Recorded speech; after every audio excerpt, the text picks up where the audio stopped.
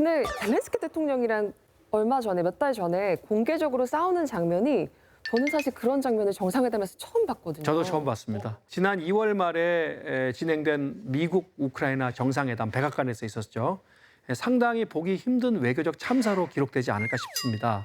어떤 설전이 오갔는지 잠깐 보실까요? That's why we will never accept just ceasefire. It will not work without security guarantees. You're right now not in a very good position.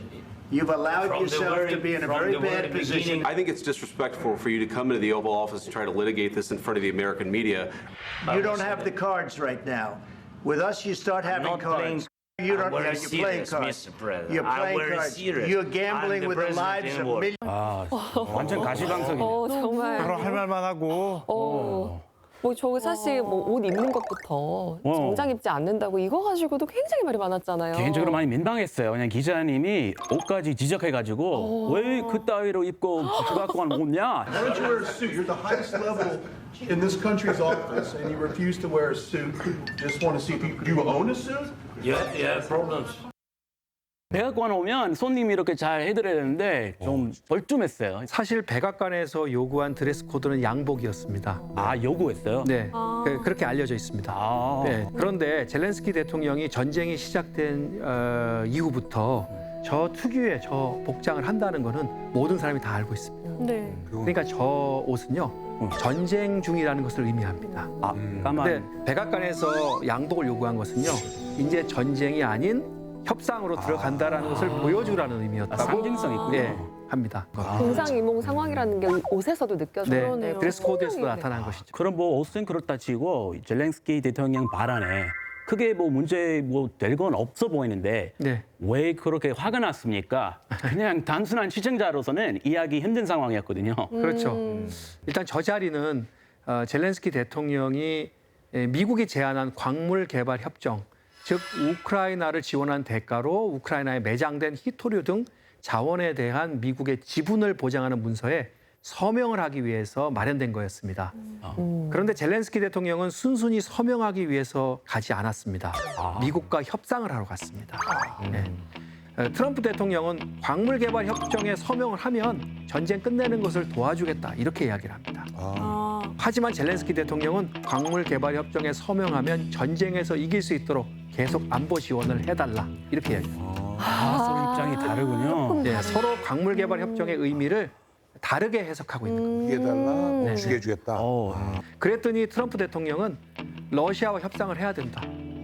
당신은 이미 지고 있다. 네. 수백만 명의 목숨을 두고 또 제3차 세계대전의 위험을 두고 도박을 하면 안 된다. 이렇게 얘기를 합니다.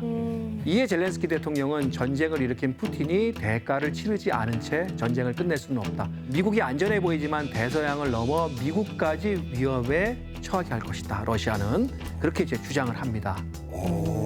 그렇게 또 설명을 듣고 보니까 마지막에 또 그럼 나중에 미국까지 위험해집니다 이러니까 아니 이 사람이 이거 지금 하면서 좀 화가 나고 또 근데 또 젤렌스키 대통령 입장도 좀 이해가 가는 게 그럼 우리 거 자원 광물 가져가면 그럼 우리 전쟁 도와줘서 우리가 이기는 쪽으로 도와줘라 그랬는데 그게 아니고 광물 주면 그냥 끝내게 해줄게 이렇게 하니까 서로 이게 입장 차가 그렇죠.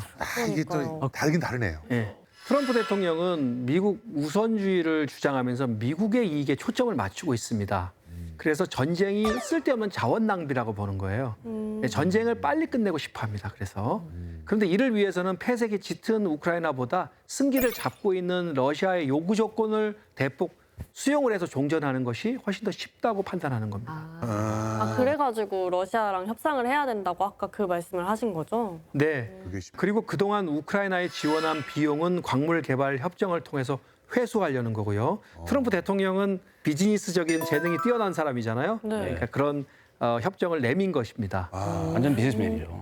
그러면요, 쌤 궁금한 게 러시아의 협상 조건은 뭐였어요? 뭐지? 네. 백악관에서 미국 우크라이나 정상회담을 하기 열흘 전에 미국은 사우디아라비아에서 러시아를 먼저 만났습니다.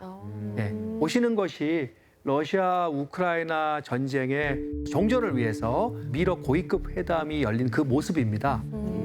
합의 내용이 모두 공개되지는 않았습니다. 사우디가 중간. 하지만 전문가들의 분석에 따르면 종전 조건은 러시아의 요구 조건을 대폭 수용하는 내용이었습니다.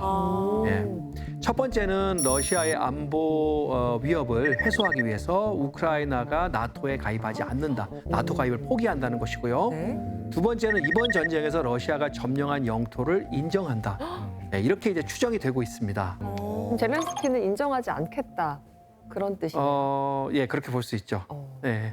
그래서 젤렌스키 대통령은 광물 개발 협정 서명의 의미가 단순히 우크라이나의 광물 자원에 대한 미국의 독점적인 이권을 보장하는, 인정하는 것뿐만이 아니고 미국과 러시아가 합의한 종전 조건과 방식을 수용하는 것으로 보고 이 판을 뒤엎기 위해서 백악관에 직접 방문해서 이런 발언들을 한 겁니다. 그럼 여쭤보겠습니다. 젤렌스키 대통령의 전략이 먹혔나요? 이 설전을 통해서 완전히 판을 뒤엎지는 못했지만 젤렌스키 대통령이 얻은 것이 있고 또 잃은 것이 있습니다. 얻은 것도 있군요. 뭔가요? 얻은 것은 일단 광물 개발 협정 서명을 연기시켰습니다. 2월 말에 서명하기로 했었잖아요. 그러게요. 네, 시간이 지났죠? 연기시켰죠, 성공적으로. 네, 그다음에 유럽 국가들이 우크라이나를 지원해야 된다라는 그런 부담을 느끼게 만들고 또 지지를 확인했습니다. 그리고 우크라이나 내에서 민족주의 정서를 자극해서 전쟁을 지속할 수 있고 또 그러니까 젤렌스키 대통령 자신에 대한 지지 여론을 결집시킬 수도 있었습니다. 그리고 잃은 것은 이 사건이 벌어진 직후에 미국이 즉각 무기와 정보 지원을 중단을 했습니다. 아이고야. 특히 위성 정보 접근을 차단했는데요. 그 틈을 타서 러시아가 쿠르스크 지역의 공세를 강화했고요. 그래서 애써 점령한 곳을 다시 내어줘야만 했습니다. 근데 이렇게 전쟁이 한창인데 정보 지원을 차단하겠다. 뭐 방금 뭐 스타링크 뭐 그런 얘기 같은데요. 뭐 드론도 가서 때리려면 어디 적이 있는지 알아야 되고 뭐 통신 연락은 뭐 현대전에서 거의 필수적일 텐데 이거를 끊는다고 하는 거는 뭐 압박을 넘어서 사실 젤렌스키 입장에서는 이 협박으로까지 들 수 있을 정도의 강한 카드가 아니었나 생각이 되거든요. 네, 맞습니다. 그래서 결국 젤렌스키 대통령이 트럼프 대통령에게 사과의 뜻을 담은 서한을 보냈고요. Regarding the agreement on minerals and security, Ukraine is ready to sign it at any time that is convenient for you. I appreciate that he sent this letter. Just got it a little while ago. 그로 인해서 보시는 것처럼 미국과 우크라이나의 고위급 회담이 사우디아라비아의 제다에서 열립니다. 그리고 이때 양국이 30일간 전면 휴전에 합의를 합니다. 또한 광물 개발 협정도 체결하기로 하고요.